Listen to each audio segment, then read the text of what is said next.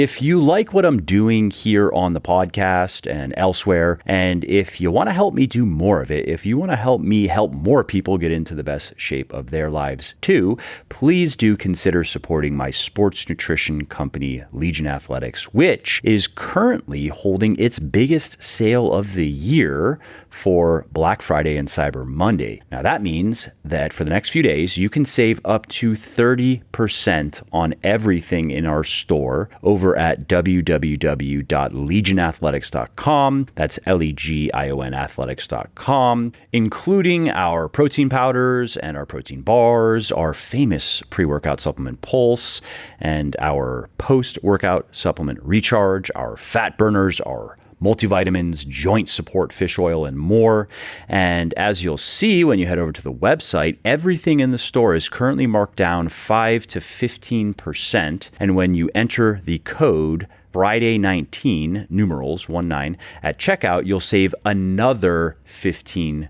And even better, if you're in the United States, your order is going to ship free. And if you're not in the United States, your order is going to ship free if it is over $99. So again, if you appreciate my work and if you want to see more of it, please do support me so I can keep doing what I love, like producing more podcasts like this. To shop and save now, head over to www.legionathletics.com, Legion athletics.com, and use the code Friday19, numerals 19 at checkout, and you'll save up to 30% on your entire order. Hello, friends. It is Q&A time, and that means I'm going to be answering questions from people just like you, maybe even your questions if you have reached out to me. And if you'd like me to answer your questions both directly to you and maybe on a Q&A episode as well, then you got to reach out to me. And the best way to do that is to email me. Mike@muscleforlife.com is the easiest way to reach me. I get a lot of emails, and so I run 7 to 10 days behind, but you will get an answer from me. And if your question is something that many other people are asking about, or is just interesting, something that catches my eye and makes me think, hey, that'd be good for a Q&A episode, then I may also answer it publicly in a Q&A episode. And if you don't do email for whatever reason, you can also reach out to me on Instagram. That's the other best place to reach me. I do my best to stay on top of DMs, although their DM system, the inbox, is half broken half the time. So inevitably things do get missed.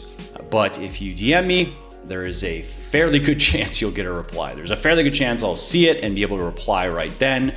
And so there you go. My handle on Instagram is Muscle for Life Fitness. And if you don't want to DM me, if you would like to email me, you could still come follow me on Instagram because that's good too, right?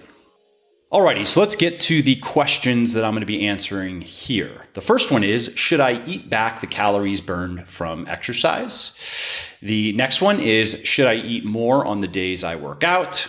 And the next one is, how quickly can I lose fat without losing muscle? And lastly, how can I eat less without being hungry? Now, of course, that one's in the context of cutting, right? All right, so let's start at the top. Should I eat back the calories that I burn from exercise? And my simple answer to that is no. Now, the reason for that is, one, when people ask me that, they're normally cutting, they're normally wanting to lose weight, and they're trying to figure out how much they should be eating every day. And when that's the case, and somebody asks me this question, what it almost always means is they don't quite understand what they're doing. They don't quite understand how weight loss works. And specifically what they don't understand is that what it really boils down to is just maintaining a calorie deficit over time. A moderate and aggressive, even, but not reckless calorie deficit over time.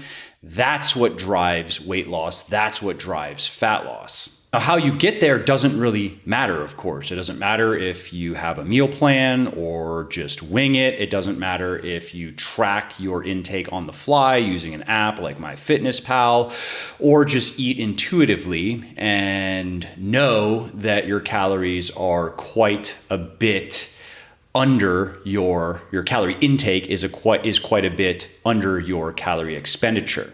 And as people who ask me this question are quite new to all of this and often don't understand, they just haven't learned about a calorie deficit and didn't know that it's that simple, I don't recommend that they just try to go about it intuitively. I don't recommend that they start with quote unquote intuitive eating unless they are very overweight and their diet is currently out of control and they're eating way more food than they should be. And by taking very simple actions like just getting rid of, let's say, soda and fast food, they could dramatically cut their calorie intake. If that's the case, then sure, they could just do that. Just get rid of the soda, get rid of the fast food, and they can start losing weight.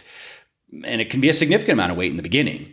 But eventually things do slow down, and for people who are starting maybe mildly overweight and whose diets aren't just grossly negligent, intuitive eating does not work very well because your body naturally does not want to be in a calorie deficit. It naturally wants to be exactly the way it is, more or less. It wants to eat more or less as many calories as it's burning, and it has different subtle, kind of sneaky ways to encourage you to not be in a calorie deficit, to make you feel like you want to eat enough to make sure that you are covering your calorie expenditure. And so coming back to the question then, one of the problems with even looking at food intake through that lens of eating back calories that you're burning is if you're doing things correctly, most of your calorie deficit is going to be driven by the exercise that you're doing. So let's say that you are burning 300 to 500 calories per day exercising, which would be a normal amount for people who are exercising, let's say around 1 hour a day fairly intensely. And of course, there are going to be probably a couple days per week where they're not working out or working out as intensely, but on average, let's just say it's 300 to 500 calories burned per day through exercise. And let's even throw in other physical activity on top of that. Now that's going to be most of your calorie deficit right there. You really don't want to be pushing more than a 500 calorie deficit on a daily basis, because that's when you can get into the danger zone. That's when you can risk muscle loss. You're going to deal with more problems related to hunger and cravings. It can get pretty miserable pretty quickly if your calorie deficit gets significantly above 500 calories, your daily calorie deficit.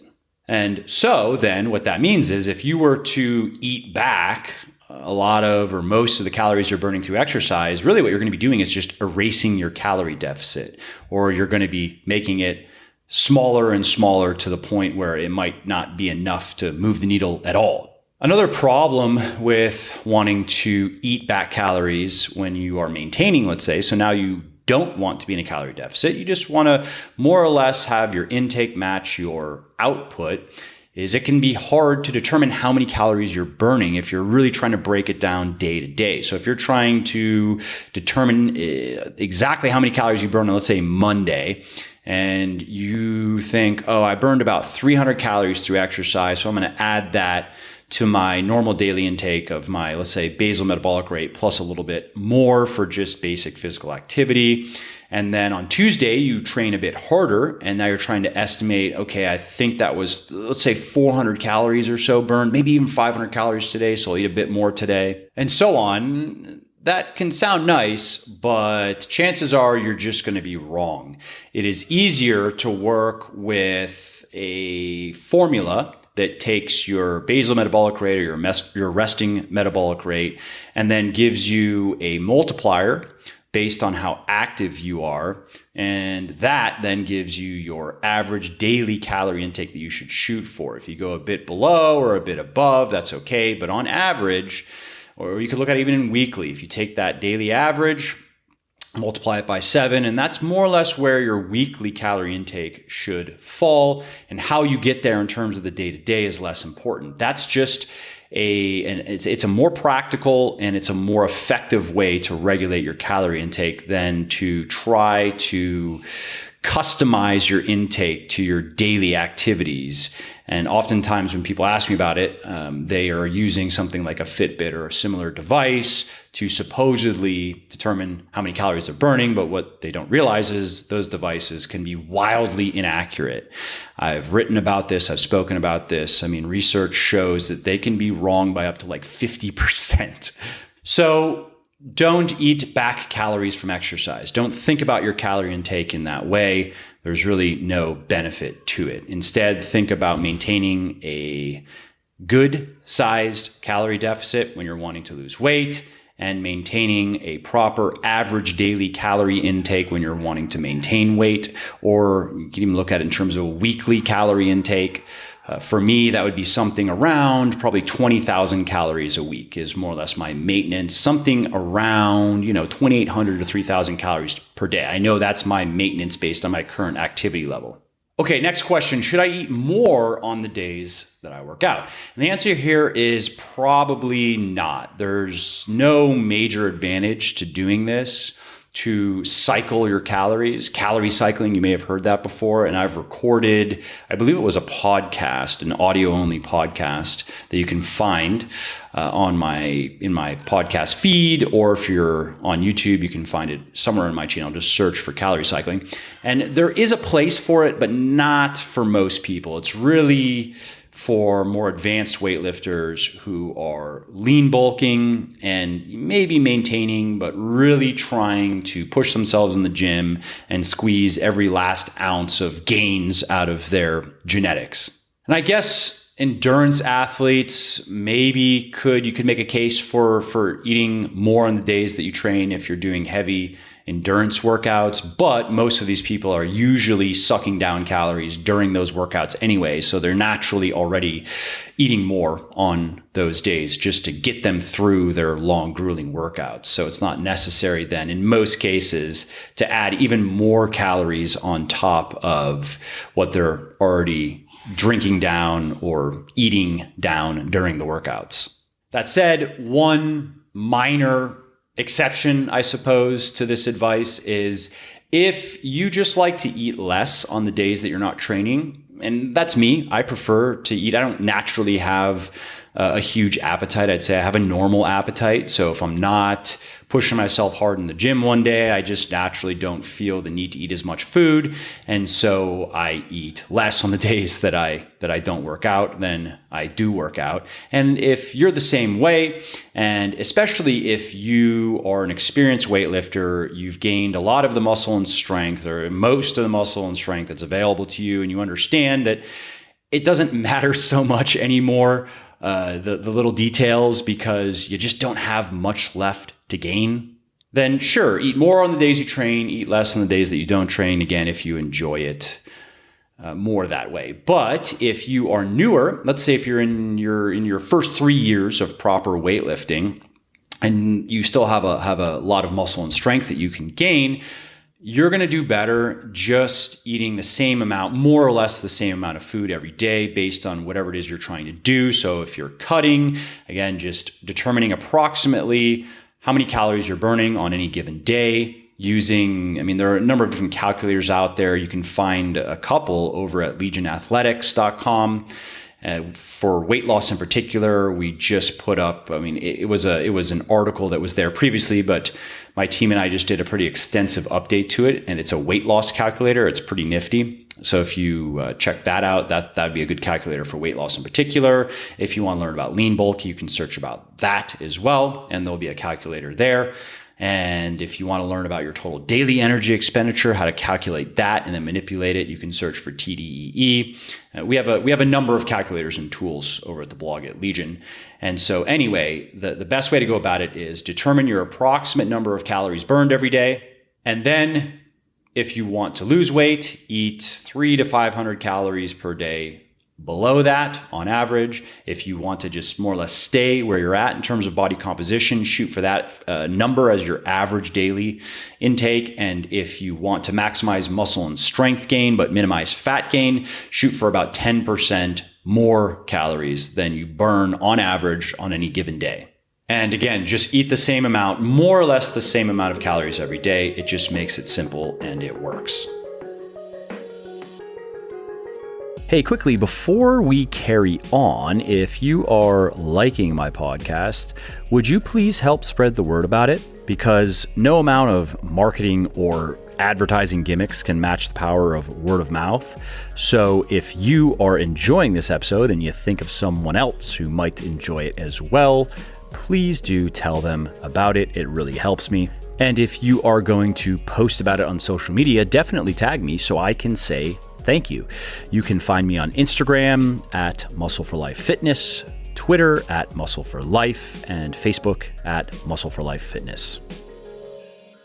Okay, next question. How quickly can I lose fat without losing muscle?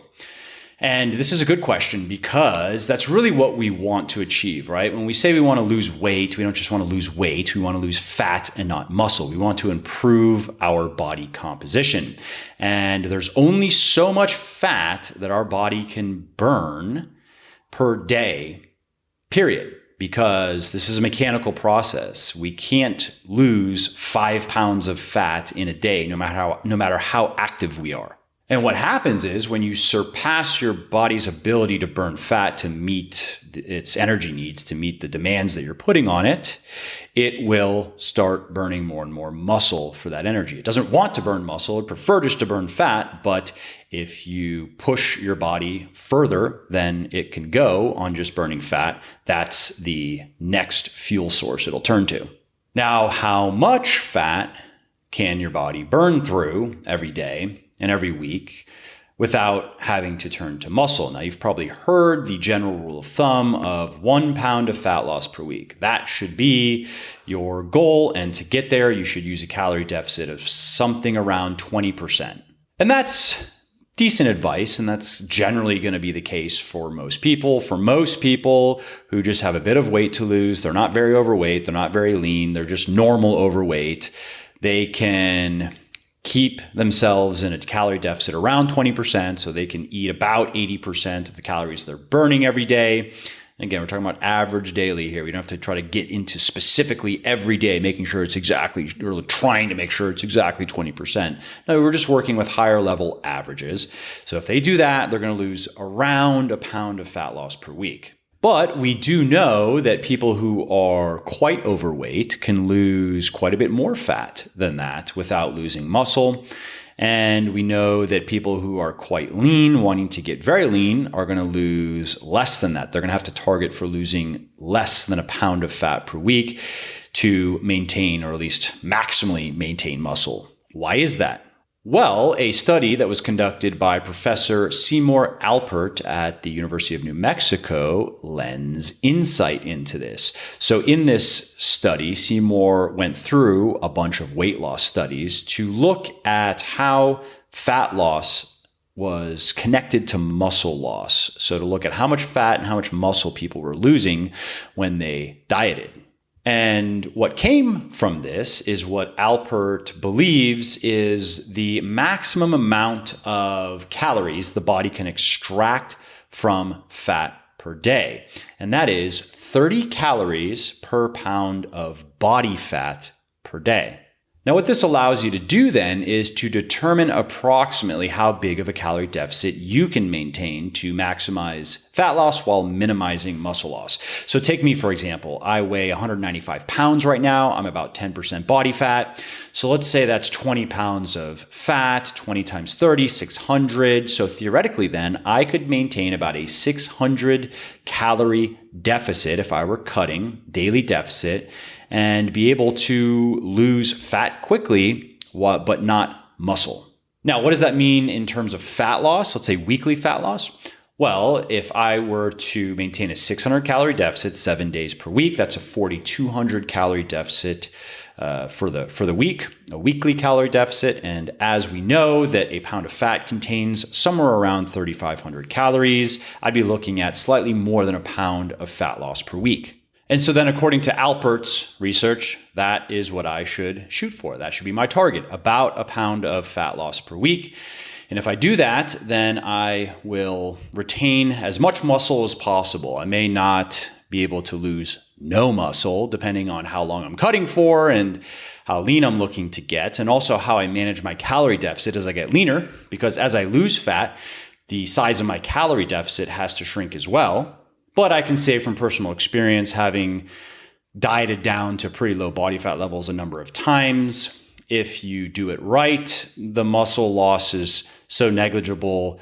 I couldn't tell if I lost any muscle. I lost maybe a little bit of strength over the course of a couple months on my big lifts, but you'd expect that.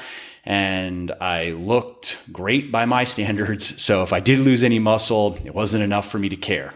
I should also mention that Alpert's findings and recommendations are in line with other researchers like Dr. Eric Helms, who is on the scientific advisory board for my sports nutrition company, Legion Athletics.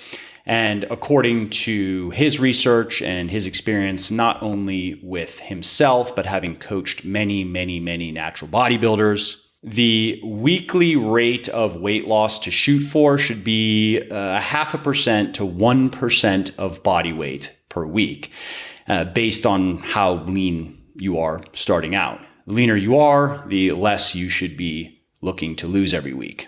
Now, you apply that to me, and I should be much closer to the 0.5% of body weight per week than 1%, just because I'm already fairly lean. And so again, it comes out to somewhere around a pound of fat loss per week, maybe a little bit more by Eric's recommendations, which again are right in line with Alpert's. And just quickly, I mentioned this tool earlier, but I'm going to mention it again because it's cool and it's useful. If you want to learn more about how quickly you should be looking to lose weight, how many calories you should be eating every day to do that, how long it's going to take to reach your target body weight or target body fat percentage, head over to Legion Athletics and check out the weight loss calculator, or just search online for Legion weight loss calculator and it will come up. Okay, the final question for this Q&A, how can I eat less without being hungry? Something I get asked fairly often from people who are cutting.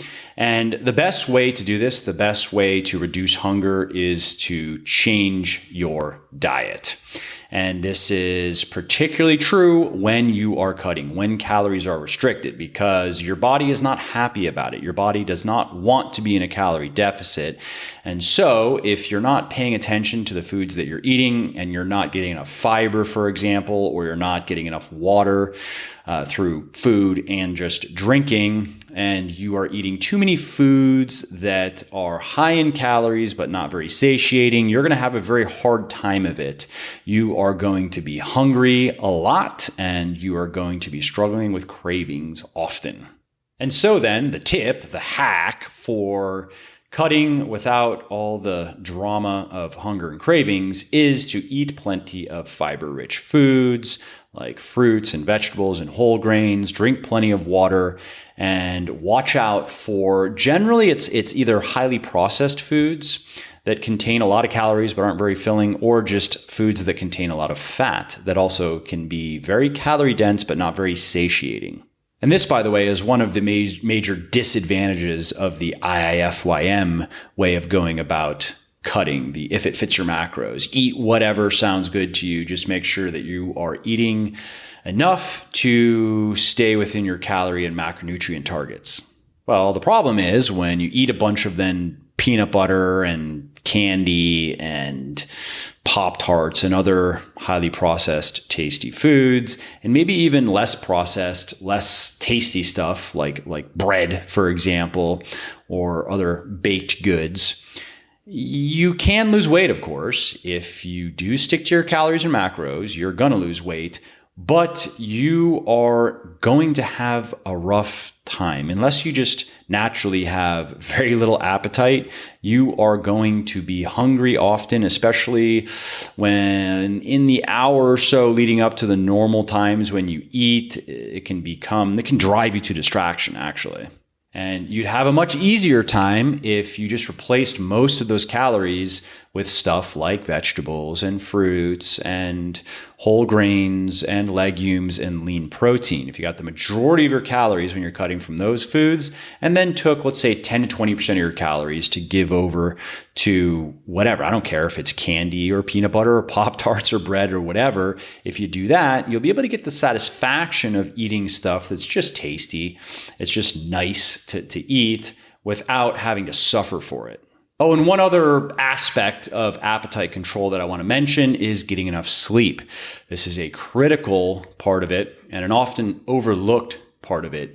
If you do not sleep enough, you are going to generally be more hungry. This has been shown in a number of studies, and it has been shown to impair weight loss because when people are hungrier, they tend to eat more. And that, of course, then diminishes or even eliminates calorie deficits altogether. And on the other side of the coin, if you sleep enough, you will not only have better appetite control, you will not only feel fuller from the foods that you eat and have less of a desire to eat food, you'll also retain more muscle while you cut. So make sure that you are sleeping enough. Shoot for 8 hours per night, at least 8 hours in bed per night, because you might need a little bit less, you might need a little bit more, but 8 hours is a good sweet spot for most people.